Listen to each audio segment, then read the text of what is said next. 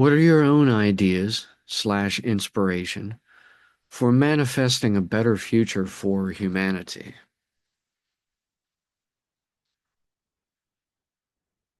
At this exact moment in history, there are, simultaneously, a movement among the rich elites for a one world government, and an opposition movement to this that favors grassroots populism, idealized libertarian anarchism, and practical sovereign nationalism. A one world government is not a new idea. Long before even the League of Nations, precursor to the modern UN, there was the Delian League of 478 BC, uniting the Attica peninsula, spearheaded by Athens and Sparta. The idea of a single world-unifying government or culture has been the stated expression for their motivation by every empire from the era of Babylon and Alexander the Great until the rise of multicultural socialism and the militarization of American exceptionalism today. It has been said, wrongly I believe, you can please some of the people some of the time, but you can't please everyone always. My contribution in the POD material is meant as a compromise between globalism and anarchism, satisfactory to both.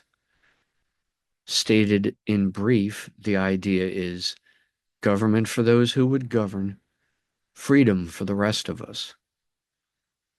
Although the layout for Atlantean democracy, as put forth in the POD materials, is short for a governmental constitution, it expresses the simplest rules for participation in this sort of a society. The format for the government itself is, as I often say, based on ideal number theory, with a Senate of 23, including 7 presidents or chief executives, and from which a 13-member jury may be drawn by lot.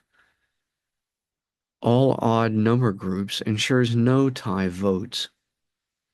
This would then be the sole seat of government in the whole world. All citizens would be free to do as they want otherwise.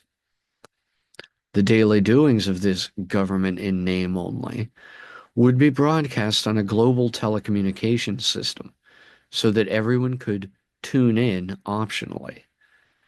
The Atlantean Senators then would be tasked to solve social problems on a global scale as philosopher kings, but their rulings would not have the weight of an army behind them, so obeying their laws would be, again, optional as well.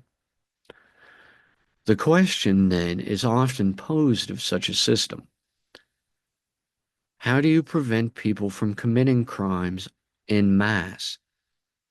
How do you prevent people from forming their own armies and becoming petty warlords?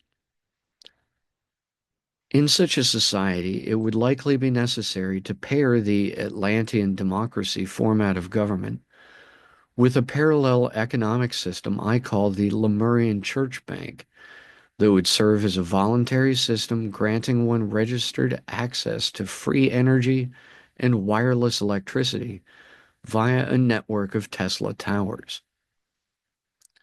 Of course, anyone could make use of these towers without needing to check in at the bank, but doing so protects their use of this system with a direct record of such. Thus, anyone who commits a crime could, using this system, be tracked as either a registered user or as someone off the grid, and so brought more swiftly to justice. Because this wireless electrical network would be available to everyone, it would be up to the people to police its use for themselves. The small Atlantean global government would not be able to provide this service for the population, so the population would have to protect themselves and one another from crime and fraud. The only nagging problem that remains with this all is, How do you enforce a law that makes armies illegal if you do not have an army to enforce this law? This apparent paradox persists to plague the POD's underlying philosophy. But aside from this, the system appears entirely potentially beneficial.